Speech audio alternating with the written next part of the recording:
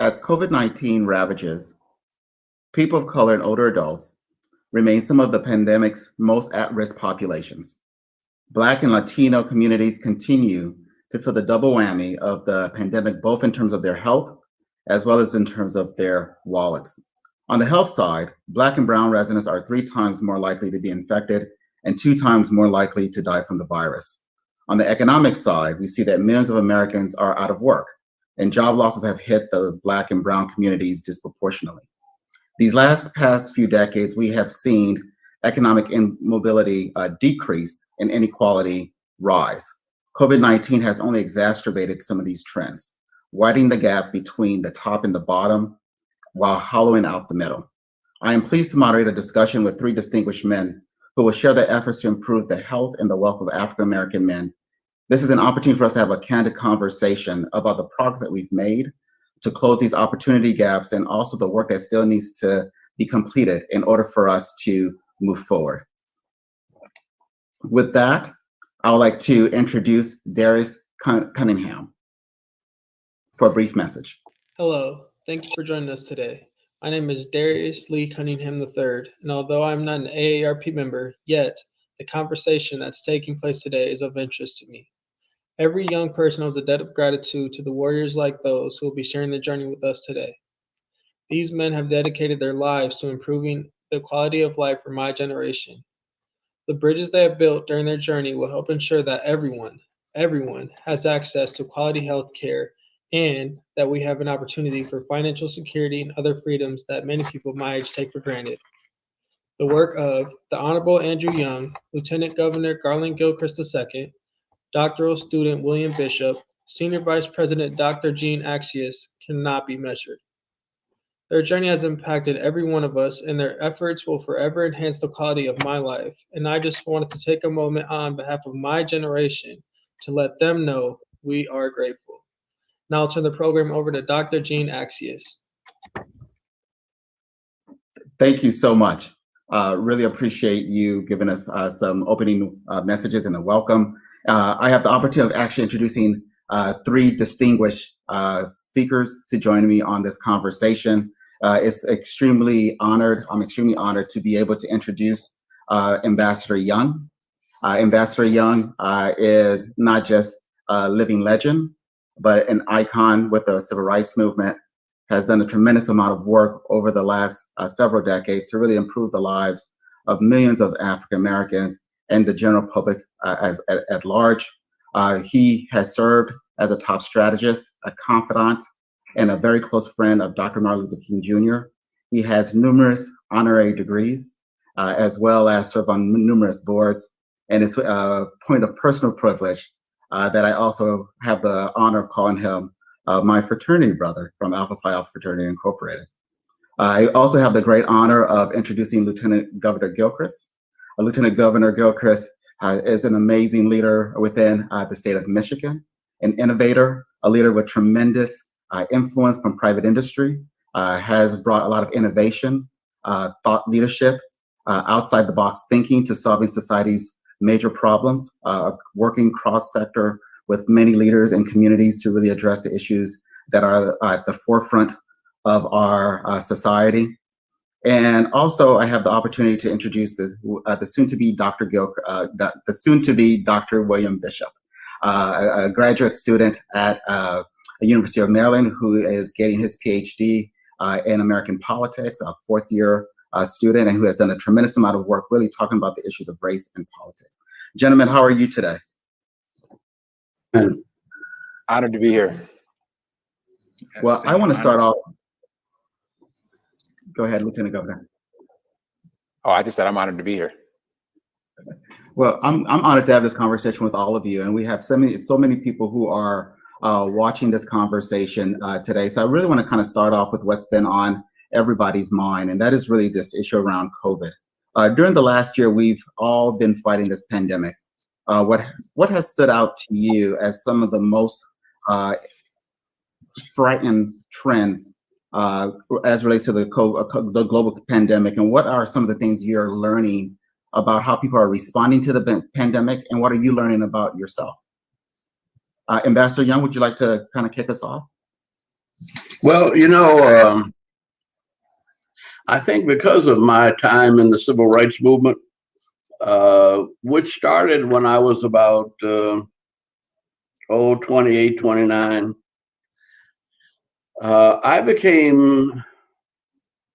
we almost had to become very comfortable with death. And Dr. King used to say, look, you're going to die. Death is the ultimate democracy. Everybody's got to die, and you have nothing to say about when you die, how you die, but your only choice is what is it you give your life for? And I think to have to deal with him from the time I was in my late 20s till his death, and regularly he would, I think that the way he dealt with death was through humor, and he'd always pick somebody else as the one who was going to die, but basically he knew he was the one who was the target, and he was probably going to be one of the first to go. But the fact that he made us laugh at our own death, usually by preaching our funerals, and he'd preach your funeral not like the eloquent preacher he was, but it would be more like Eddie Murphy or Richard Pryor, and he would have everybody laughing at death. Now, I guess that, plus the fact that my grandmother always prayed to die. She lost her sight when she was about 80, and she would fuss with God every day. When I was from 8 to about 15, every day I had to read the Bible and the newspaper to her. And every day she fussed with God for leaving her here when she was ready to go on home to glory. Now, with a life like that, from beginning to end, it's hard for me to worry too much about death. And I think that in many ways, it is the anxiety, the fear, and the depression around so many people stick around us that that becomes contagious. And I think that because of my background with the civil rights movement, I've tried to continue to live that way. And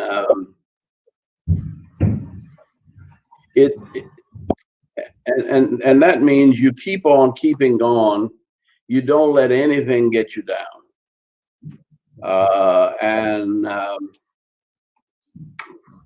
Is the glass half full or is it half empty?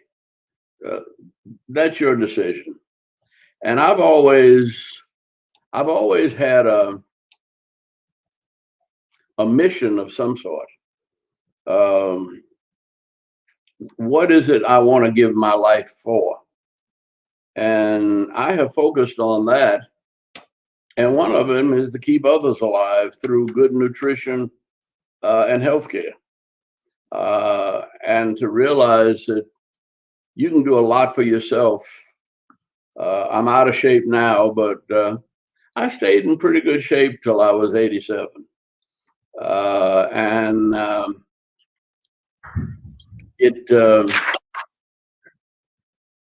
well, the mental attitude.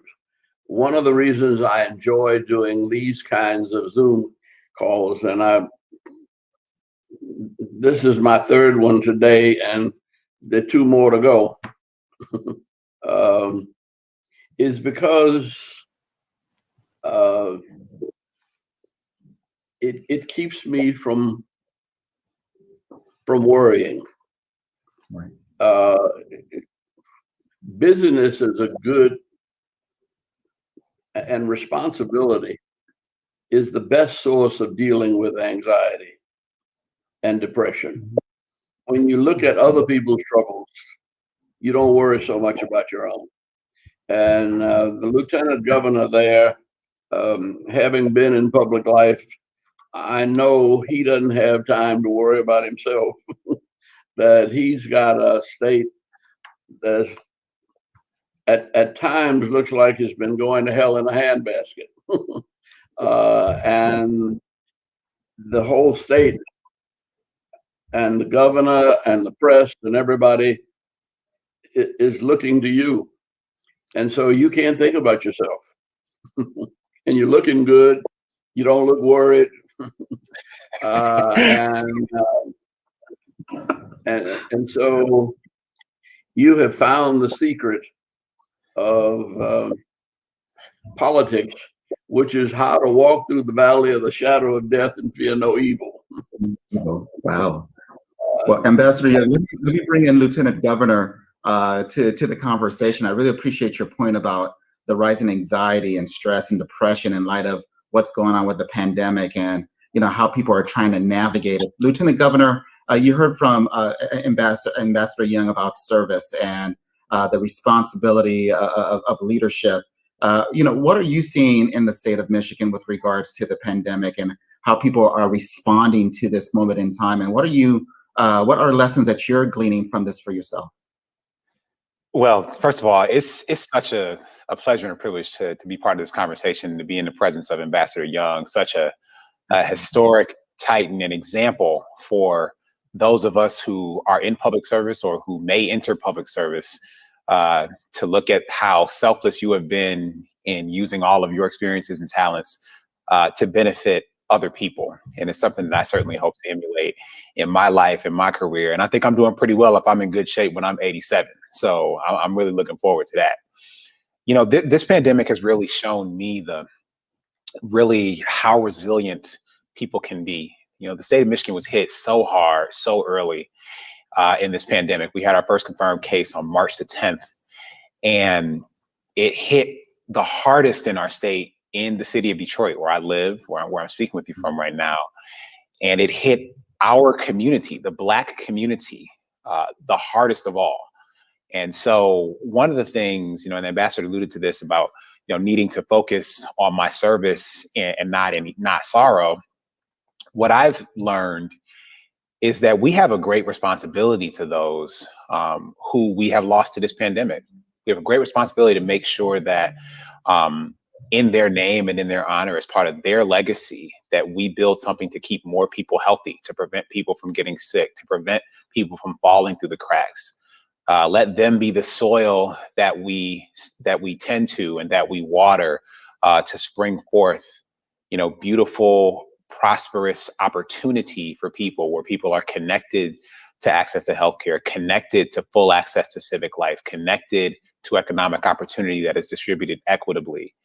And as far as our pandemic response, we've tried to have those values be the case. Michigan was a leader in the country in terms of not only naming racial disparities as they were made evident by this pandemic, but also responding to them directly and unapologetically. Our state has the most diverse leadership team in the country responding to the pandemic, with Governor Gretchen Whitmer, the second woman to be governor, myself, the first Black person to be the lieutenant governor. Our chief medical executive is a Black woman, Dr. Jonae Caldoon.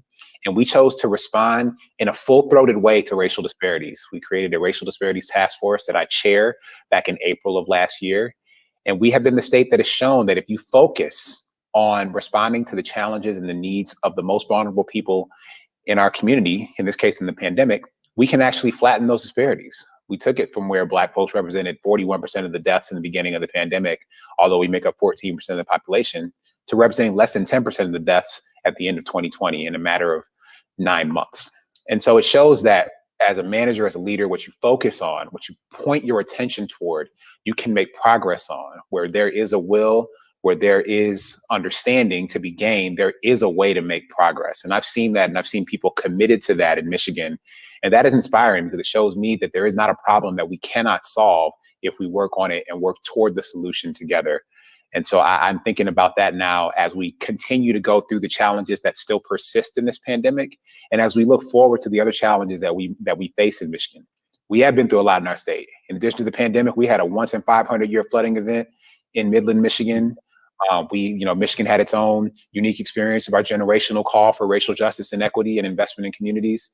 And so we all have a role to play, and this is helping me recognize the role that I need to play both directly and in creating space for others to step in their leadership. Thank you so much, Lieutenant Governor. I'm going to turn over to Dr. William Bishop. William, what are your thoughts in terms of what you're seeing with regards to this pandemic, and what has been the impact, particularly on your generation, and how are you learning to move forward?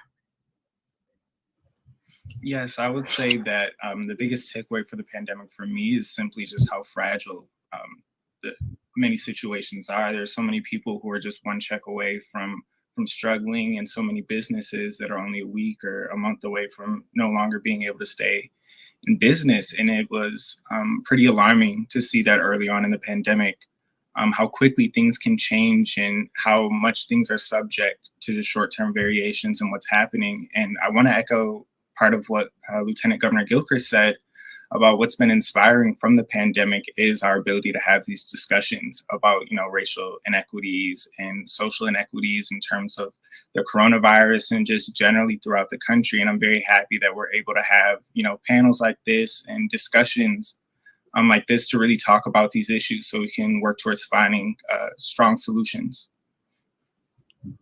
Thank you for that. Gentlemen, I am really struck by the common theme throughout this conversation around resilience and resolve.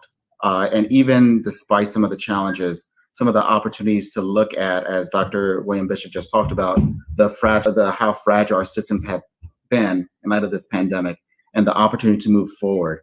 If you're to think 5 years from now or 10 years from now, what will you hope is different, and what steps can we take now to help build a more equitable structure for healthcare in the future?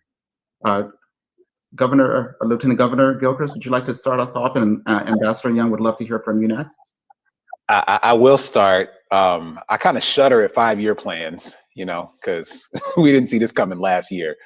But nevertheless, I think there are some things, some truths, some things that were always true that have become more clear during this pandemic. One of them is about whether you think about our economy, that it is really predicated upon an assumption and the implicit trust that when you participate in commerce, that it is safe to do so and that you will be healthy. That is something that has been fundamentally challenged by the nature of this coronavirus. And I think we will be more explicit, hopefully, in the future. When we think about the design of systems and how we make sure that people will be able to truly know that they will be safe and that their health will not be put at risk by participating in an activity or participating in a gathering or things like that. I hope that we use this pandemic in the way that we tried to in Michigan as a way to get the more people connected to the healthcare system. So many folks, especially in the Black community, especially in low wealth and low income communities, especially those of color in Michigan and across the country, people are not connected to the healthcare system. People may not have health insurance, may not have primary care physicians, may only have access to a hospital that isn't actually even in their community. They have to drive a long way to get to. It's not accessible. And so we tried to put in place systems and programs to connect more people to insurance and connect more people to doctors as a way of not only dealing with the pandemic, but also to improve the probability of more positive health outcomes overall for our communities. And so I hope that we continue to, use this to maybe be that last straw to get us to the place where everyone has access to the healthcare that they need to be able to live a full and healthy and productive life. And so maybe this access problem is now better understood, and we have a clearer path to solving it than we did previously. And if we can do that in 1 year or 5 years, I think that will be an important foundation to lay for the future. Thank you, Lieutenant Governor. Ambassador Young, would love your Well, thoughts. 5 minutes from now. Well, I'm a preacher too, and I guess I also do not believe in death. You're gonna die, but that's not your end. It's not a period, it's a comma. And when Martin Luther King was killed, I happened to be right there with him. And I understood then that his body was gone. But I was angry with him, and not the people who shot him. I said, damn, you go into heaven and leave us in hell. And then I realized that his body may have gone, but that his spirit would be with us. Now, it's been 55 years since then. And I would dare say that Martin Luther King is more alive today than he was in 1967. He's had an impact on the whole world. And I don't think that it's only famous and important and spiritually powerful people who transcend death. I think everybody does. And I think that that we have a culture that almost looked forward to death in the midst of slavery. We sang about "Swing Low, Sweet Chariot, coming for to carry me home." We sang "I got a home, you got a home, all God's children got home." This old house is starting to leak in, and I think I'm going home. There's a whole culture around dealing with sickness and death. And when we participated in that religious culture, and when we were a strong people of faith, several things happened. One, we ate better because we grew our own food, but we also did a lot of physical exercise. And we walked because we didn't have cars. I still see people that I'm very surprised at how strong they carry on. And I think that life and death is also a matter of having a purpose that gives you a will to live and to serve. The song, "I keep so busy serving my Jesus, I ain't got time to die." Yes. Now, you can laugh at that, and but it has helped us survive as a people. Now, yes. Forgive me a minute, because I sort of preached about this last Sunday. Last Sunday was the Jazz Sunday, and our normal preacher's a jazz musician, so he takes charge of the music. And he's from Detroit, Dwight Andrews, and so he had a jazz combo providing the music, and so I ended up preaching. And it's Black History Month, and I said, ain't no need in looking back. Let's talk about Black folk in the present. And there was one young member of our church that got some pretty big contracts from the airport when I was mayor. And he was a project manager when we had the Olympics. And he was my next door neighbor, and I didn't realize how much money he'd been making. But what helped me realize it was there was an article about the number of young people that he had helped as an angel investor in tech startups. We have a whole new culture of business emerging. And you got some of that in Detroit. And I always wear my Shinola watch because I've never been in a place where black folk made watches before. And I decided if black folk gonna make watches, I'm gonna wear one. And you know, two sisters from Spelman left Spelman, and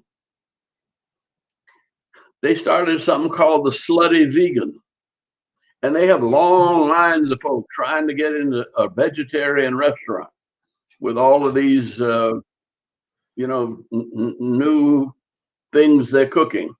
And another young sister from Spelman just took over as the CEO of Walgreens worldwide. And then I said, you know, yeah, people are dying, but people are always dying when the time comes. But people are also living. Right. And even, well, I looked up, and you all know more about this than I do. I looked up the lady that developed the vaccine that I took. And it turned out that she went to school in Baltimore, I think. But when I saw her name, Kizzmekia, I said, now what nationality is that? See, until I looked and saw that she came from a little country town in North Carolina. And I said, that's a black mama made name. And this sister was identified when she was a child as brilliant, and she was put in specialty courses. And she had worked on tropical viruses in Sri Lanka for 6.5 years before she was 30. And so she came back and worked with Dr. Fauci in NIH, and she was the only one. She had been studying on her own. She had been studying tropical viruses, see, for 6.5 years. And she comes back and she's right in time and becomes a resource. And so those are things we have to celebrate. Absolutely. And it's not, well, I'm concerned about the Black future. You know, it's not Black history. I have studied Black history. I have lived Black history. But this dilemma, this disease, this pandemic cast doubt upon our faith and our optimism. And so I was anxious that we have a vision of the future that gets us through. And so that's true politically. I mean, it's not an accident that we won 2 Senate seats in Georgia, and that the tipping of the United States Senate from red to blue was the dedicated action of literally hundreds of thousands of volunteers. And they were determined that they were going to change the course of this country, just as we were in the 60s and the 70s, and in the 80s as mayor. That freedom is a struggle. And if the struggle is the disease, fine. Whatever struggle God puts on our plate, we can deal with it. Ambassador Young, I really appreciate your perspective, Governor. And I remember talking with you about Yes. one thing that we don't want to forget. I was very moved by my visit to the penitentiary out there on the outside of Detroit, and I saw thousands of young men. And when somebody interviewed me, and I said, what do you think the future of Detroit is? I said, the future of Detroit is out there in that prison. And I felt the same way about them that I felt when I went to Robben Island and saw the young men who'd been in jail for 10, 15 years with Nelson Mandela. And they didn't call it jail anymore. They called that prison in Robben Island Nelson Mandela University. And they had flipped it into a positive experience. And I think that's the sort of thing we have to do. The old folks said the devil made it for evil and God then turned it to good. Well, Yeah, on that note, Ambassador. Ambassador Young, Wow. I appreciate your points, in part because of the fact that what you just suggested is where we're going. And Lieutenant Governor, I'm going to come to you just right now on this. And it's this whole notion of purpose and being able to really understand your sense of purpose. I had an opportunity to read the book by Congressman John Lewis about a vision for the future of America, where he talked about the songs that were sung and how those actually helped to build the strength of the community in order to really continue to address the issues of the day. And Lieutenant Governor, to follow up on Ambassador Young's points around thinking about the future, what does the future look like for you with regards to leading the state, not just through the pandemic, but also helping to reimagine and to rebuild in a more equitable way? Well, the thing that really hits home for me in my career, I started as a software developer and then actually left the technology industry to be a community organizer. And during my organizing career, when I was in my training, I learned a very important lesson about the systems that we work within or that we live within. And it's that those systems were not ordained by God. They were designed by a group of people. And that's empowering because it means that a different group of people who are more empowered, more enlightened, more inclusive, more inspired, can design a different system that doesn't optimize for the types of negative outcomes that we have now, but instead can create the conditions for more success and more prosperity and outcomes that reach more people in a much more equitable way. And I think that's what we need to think about when we're designing systems for the future and for going forward. And so even as the ambassador talked about, going or visiting a correctional facility here in Michigan and thinking about how do we actually, one, make sure that our justice system actually delivers justice for people, but two, how do we then create a pathway for people to have complete and full access to civic life once they have paid that debt to society? And so that's something certainly that I have tried to work on personally here in the state of Michigan when leading our efforts on criminal justice reform, which we've been able to do some pretty remarkable things as far as opening that door to civic life. We have the most progressive and expansive automatic record expungement program that even includes certain felony offenses, only state in the country to have that.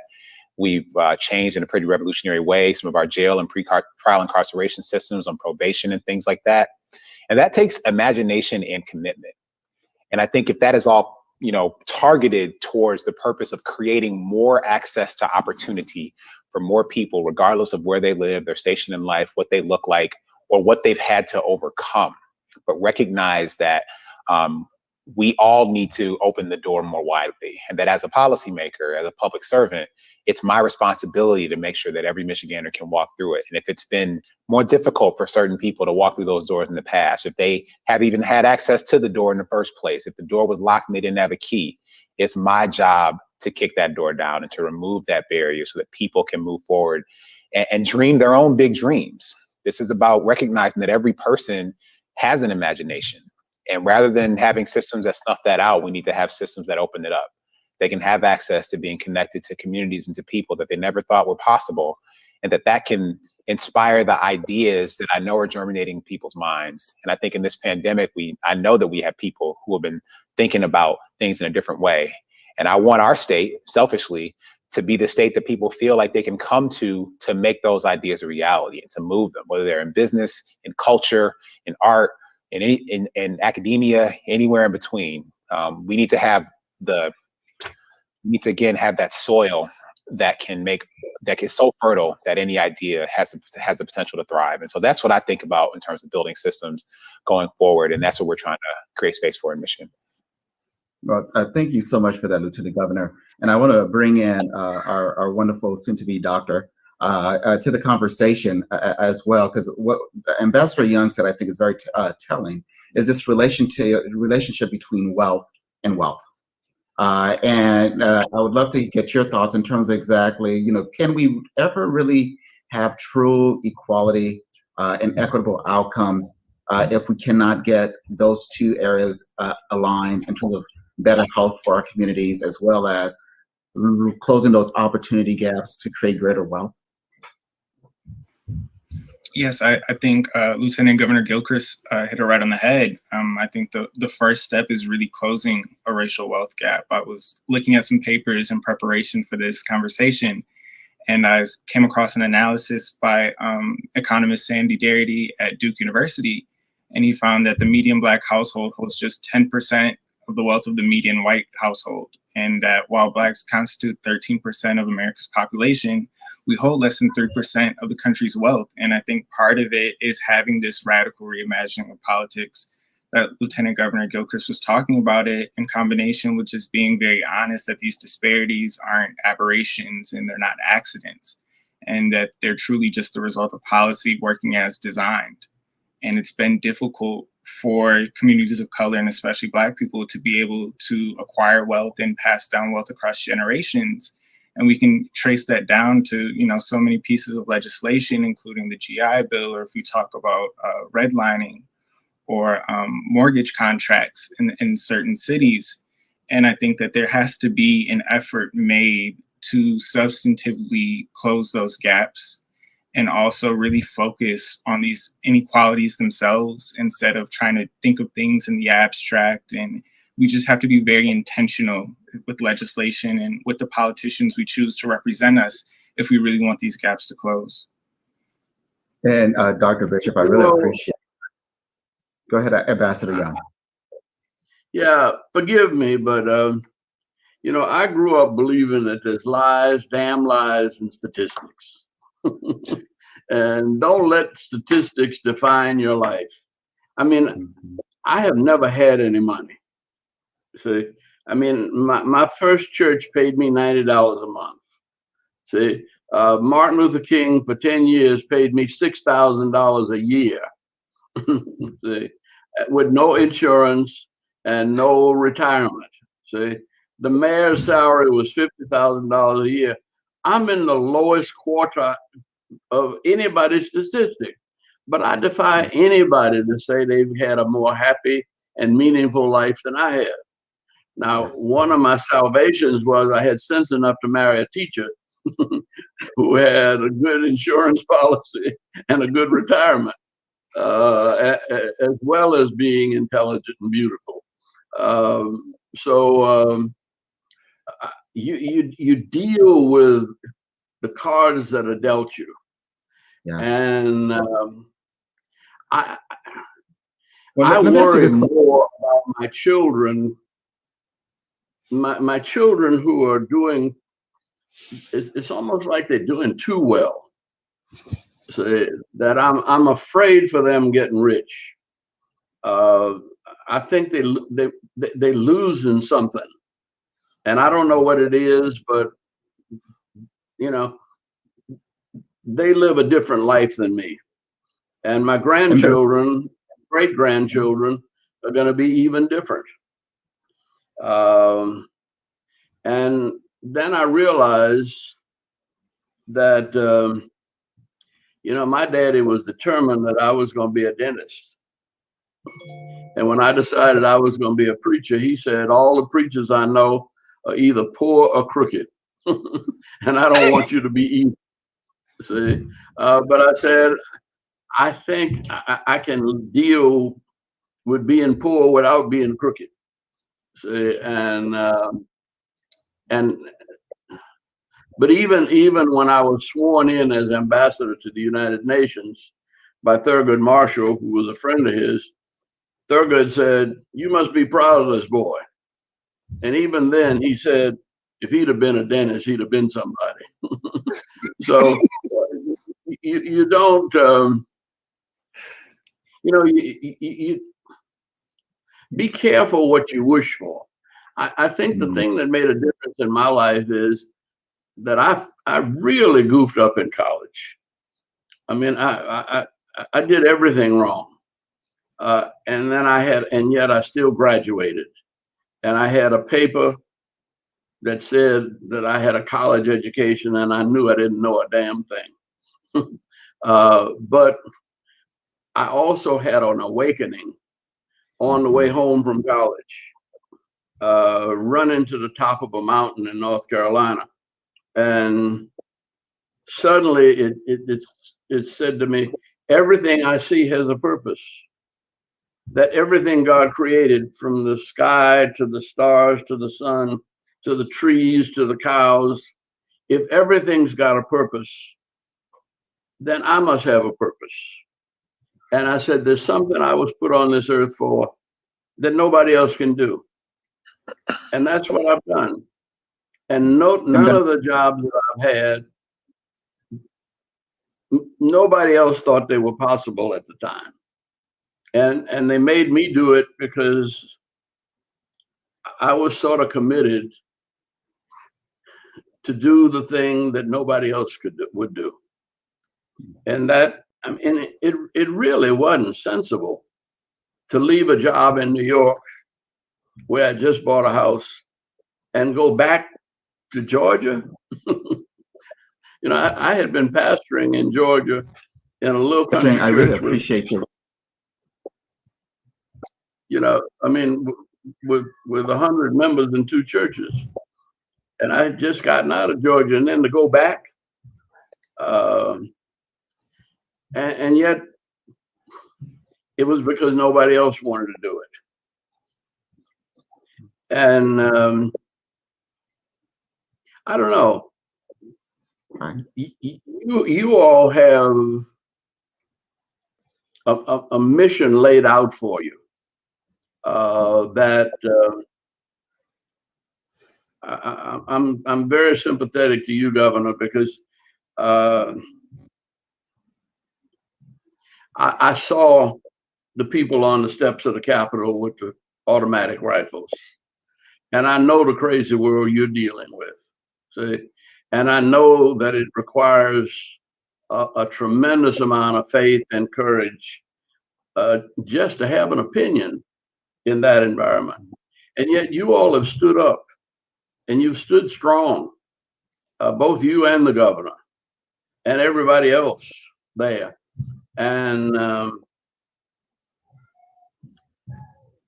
yeah, Detroit is not only a place for the governors. Detroit's where Motown came from. It's also where the Ford came from. And there is a creative energy source amongst the Black folk that have gathered in Detroit, and they brought it up with them from Mississippi, Alabama, and Georgia. And as you all begin to tap into and develop that, I mean, it's going to be all right. I appreciate your point, Ambassador Young, and I want to pull in the Lieutenant Governor as well as Dr. William Bishop into the conversation as well. And it's this whole notion that we just heard from Ambassador Young about not to be defined or stereotyped or constrained by other people's perceptions of who we are and our contributions to society. What would you say are 1 or 2 things you think people of color can do to improve their own destiny and that of their own communities and our own communities? Governor, would you like to go first? Let me just say quickly, drink water, and walk at least a half mile. And if you do that, you're giving your body the main resource it needs to survive. You're generating energy and you're producing oxygen. If you're walking hard, you're breathing hard, and it's the lungs, the weak lungs, and sitting around all day, you know, eating too much fat food, and getting no exercise, not drinking water, drinking wine. And a little wine's all right, but you got to have water to survive. And this is a fight I have with my doctors. See, I've been in Atlanta since I was 30, and all the doctors I had when I got to Atlanta, ain't a one of them alive now. And so I don't trust doctors totally. See, and they make staying healthy too complicated. See, that our ancestors lived, you know, drinking water from a creek or from a well, and working and sweating. And these viruses were around and they didn't catch them.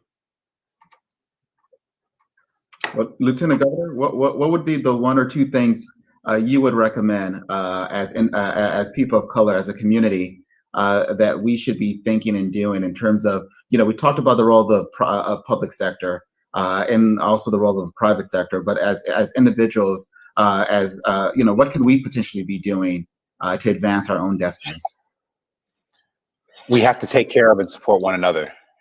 In this pandemic, one of the biggest ironies has been this whole notion of social distancing, the need to be apart to be safe, which is really, you know, antithetical to how we typically deal with problems, you know, especially in our community, right? You have Sunday dinners, you come together, everybody goes to church to talk about what we're going to do to get out of this challenge or this concerning thing. You come together as a family.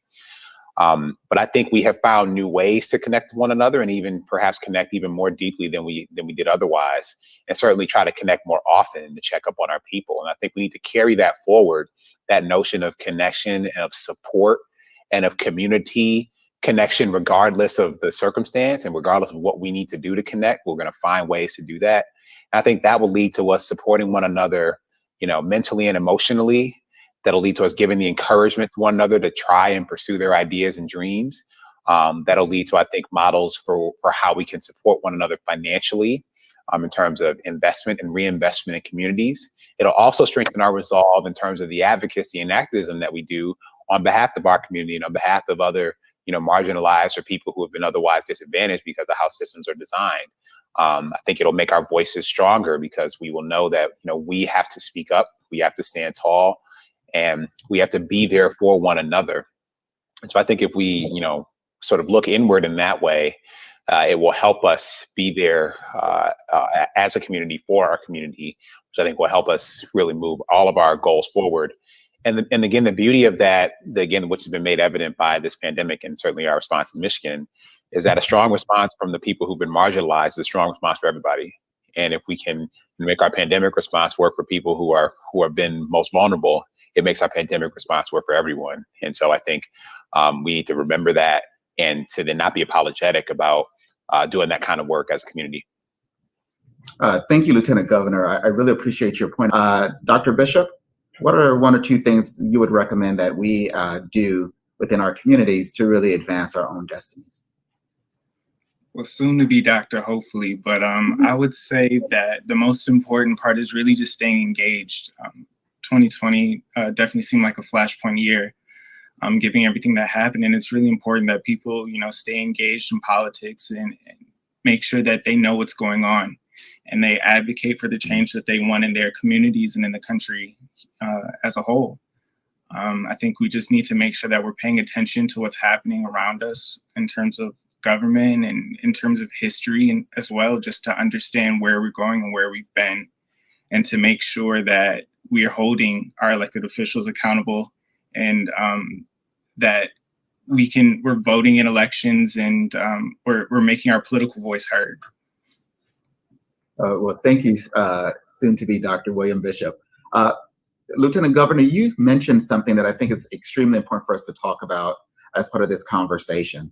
And it's this notion that we're all in this together, that we're all interconnected, that even those who have been disproportionately impacted by this pandemic, that if we focus on interventions that benefit them, it actually benefits all people in our society.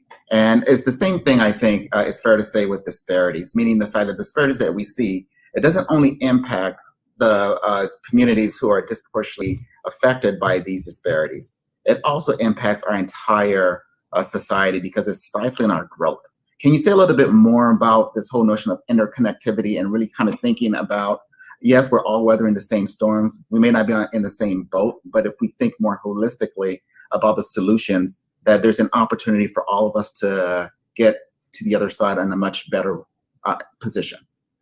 Absolutely. So just on disparities, it's worth just saying clearly and flatly that racial disparities in health outcomes didn't start with this pandemic in 2020. They have existed for generations because of systems that were designed to not get positive outcomes for people who, maybe Black or people of color or people who don't have high incomes or high wealth. And so we need to address that. And this virus, while it does not discriminate, it does feed on those existing disparities and stretch them out further. And so our approach in Michigan has been, again, given that we are all connected, given that, to put it very simply, more coronavirus is worse than less coronavirus. So we need to think about the places where, the virus had been most present and most deadly. And if we can address that problem at its source, then again, that leads to a better opportunity for better outcomes for everyone as a state in aggregate and for individual communities that may not be specifically the one that was hard hit. And we just believe that our destiny, we are inextricably linked. I think the quote from Dr. King was about being, woven together in a single garment. And I think that's certainly true in Michigan. People, the whole human experience is about connection. And so to ignore that, I think, is to ignore an opportunity to be able to truly, imagine and develop solutions to problems that will work and that will scale and that will be sustainable. And so we've tried to think that way in Michigan, and we've tried to really show that it is okay to focus on people who are most vulnerable, whether there are our elders or there are people who are vulnerable because of the particular part of a state or community they live in, or because of a person's race or ethnicity, that we can see that as an opportunity to support people more and to actually meet the unique needs of those different communities. Because as a public servant, that's really what my job is to be responsive to people's needs, recognizing that different people have different needs. And so you need to have solutions that will meet people where they are.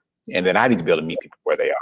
And that if we're able to do that, if that is at the core of our ethos as servants, then we have an opportunity to truly have, again, robust solutions, robust answers to questions, robust solutions to problems. And like, I'm an engineer, I want to solve problems. That's what we're here for. That's what this service is about. And so that's how we try to think about it in Michigan. And I think it's borne fruit, and we want to have that permeate all of our other decision making.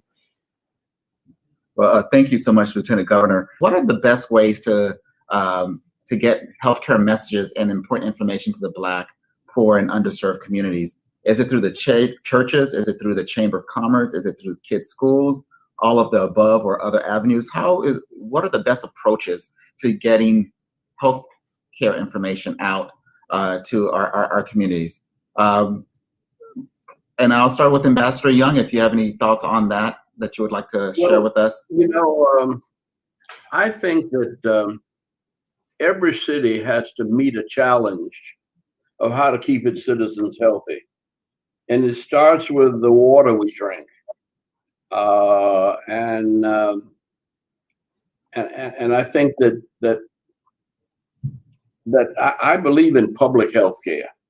And I think that the public has to do certain things, and we do. If we don't pick up garbage every week, you're going to have some kind of disease floating around a big city, especially in the summertime. And so, if you don't keep the water pipes clean, but I think that we've got to find a way through our schools, through our homes, and through our churches. That I think us preachers have a hard time being a good example of healthcare, because all the sisters want you just try my apple pie, Reverend. You never had any apple pie this good. And that's why all our preachers, almost all of us, are too fat. See, and there's got to be a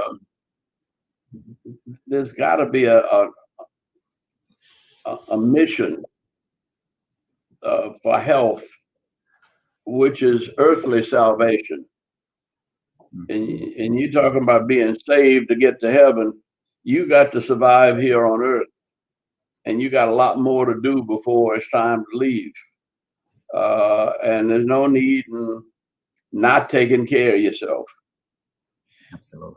It worries me when I pass certain young people, and because and I smell some kind of funny smoke that they didn't used to.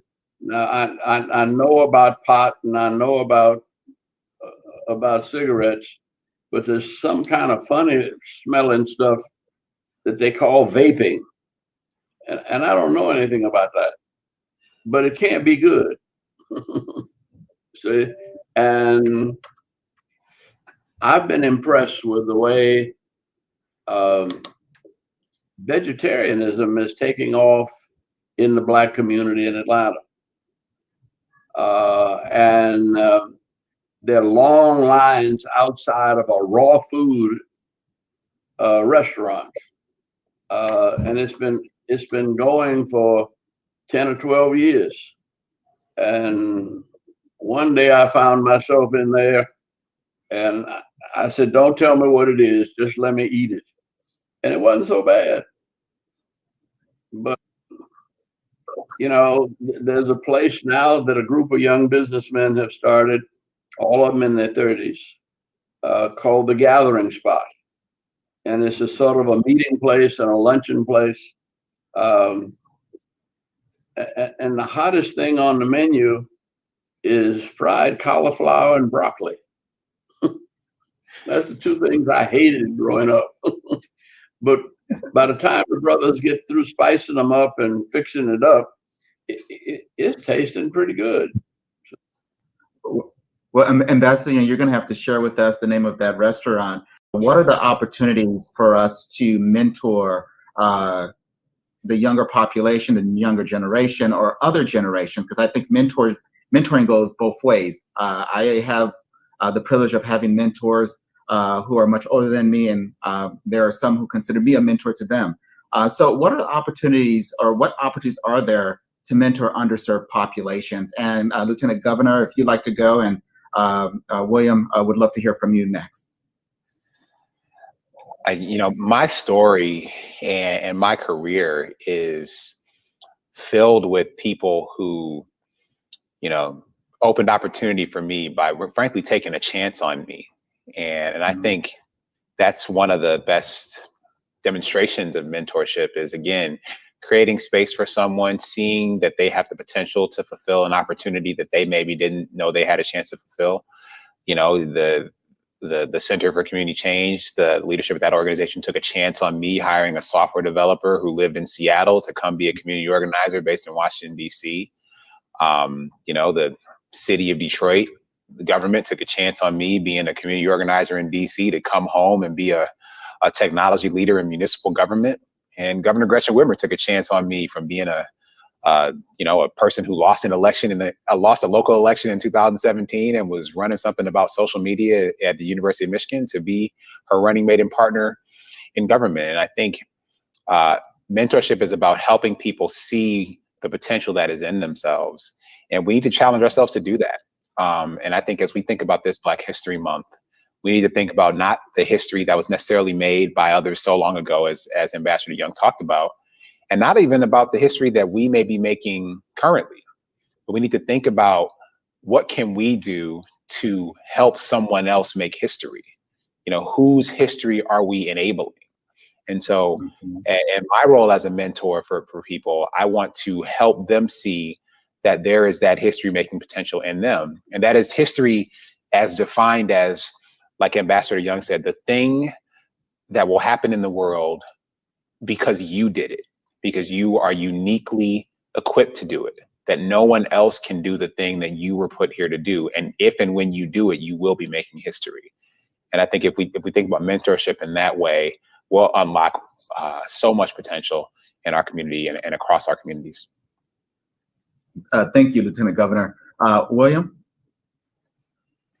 Yes, I think I can only talk more as being a mentee instead of a mentor at this stage. But I would say that it's extremely important. I've had, many people kind of put a hand over my shoulder and push me in directions I didn't really think were possible. And I could not have done that without that mentorship. It's the only reason I'm in a doctoral program right now, and why I'm in this position, even be on this panel right now.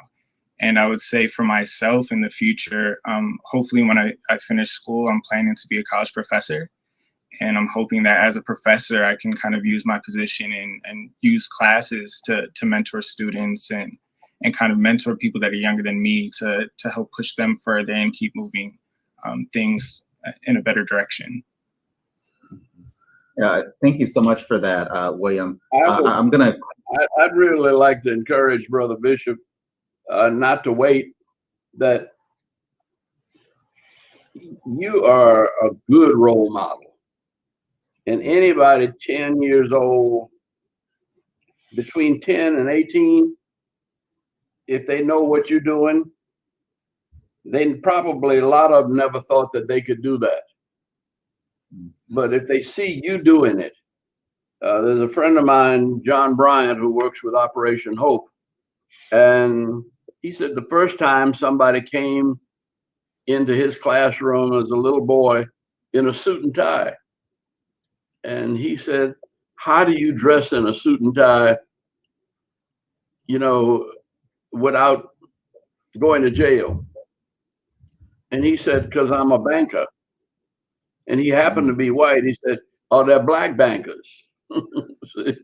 And he said, yeah, there are a few.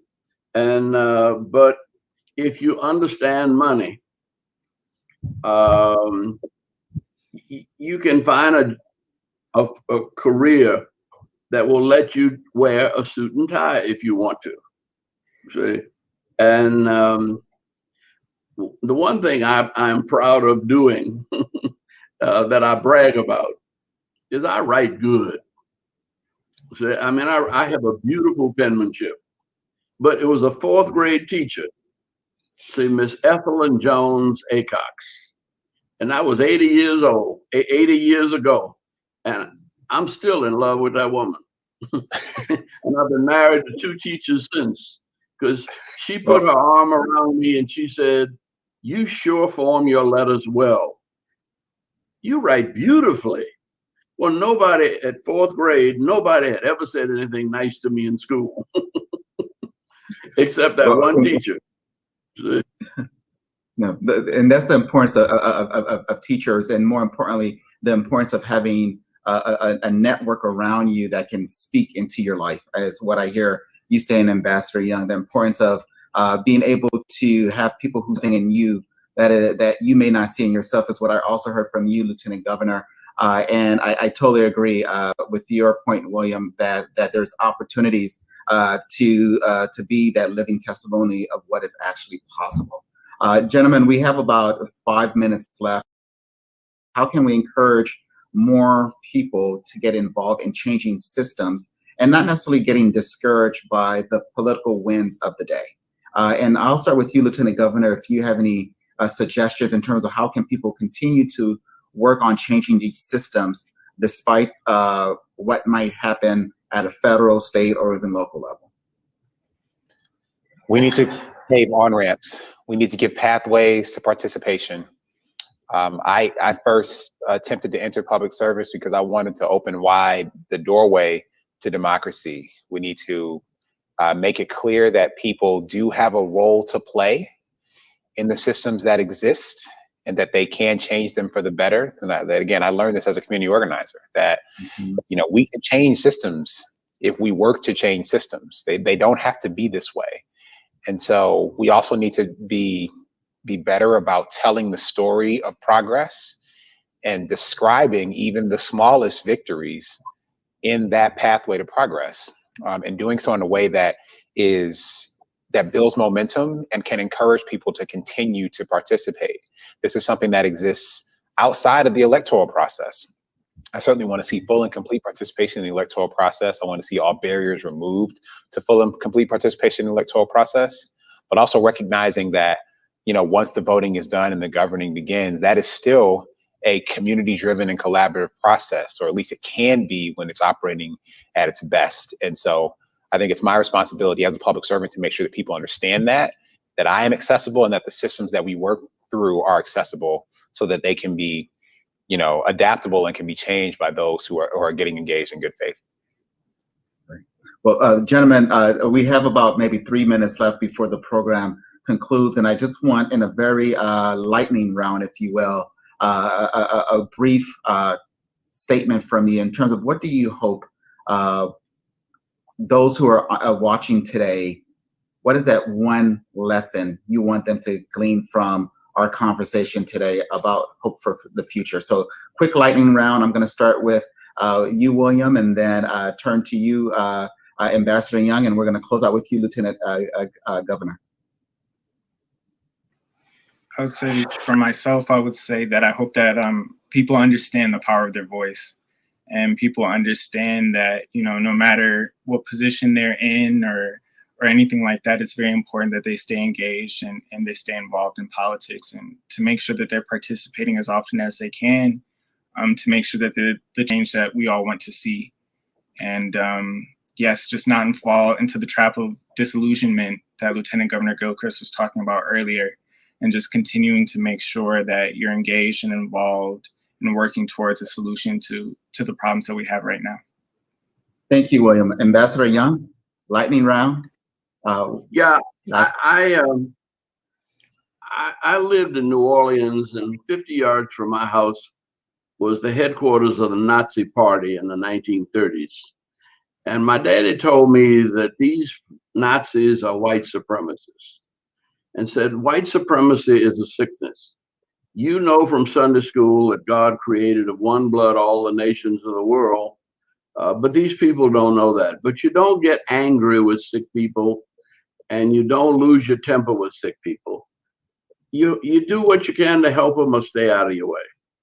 And making me comfortable with white folk, I had no choice at 4 years old. But that lesson followed me through Mississippi, Alabama, Georgia, New York. And one of the things I realized, that more white folk were afraid of me than I was afraid of.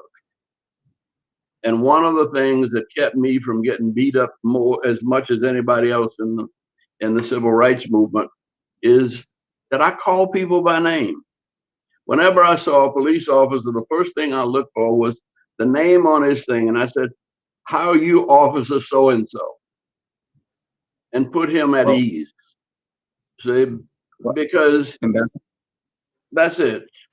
Just be calm, be cool, and don't get mad, get smart. Thank you, Ambassador Young. Lieutenant Governor Gilchrist. I want everyone to understand that we all have a role to play in defining and creating the future that is ahead of us, that it will be different if you engage. It can't help but be different. And so we, our community, we need your participation in making that future possible and making it a reality. And so my challenge really to everyone is to determine what the role they're going to play is, and to then go and to pursue that. Thank you so much, Lieutenant Governor. I totally agree. We all have an opportunity and a role to play. Please join me in thanking Ambassador Andrew Young, Lieutenant Governor Gilchrist, the soon-to-be Dr. William Bishop, and also all of you in the audience for participating in today's conversation. As you can see, it was a very candid, real, thought-provoking, inspiring conversation. And we actually want you to really take the call to action and do something. And one of the things you can immediately do is go to our AARP/Michigan.org website. So that's AARP/MI.org. We can get additional information about the programs and get involved to volunteer. Thank you so much for your time today. Thank you so much, gentlemen, for sharing your perspective, and continue to live a life of purpose, a life of meaning, and a life of significance. Have a wonderful day.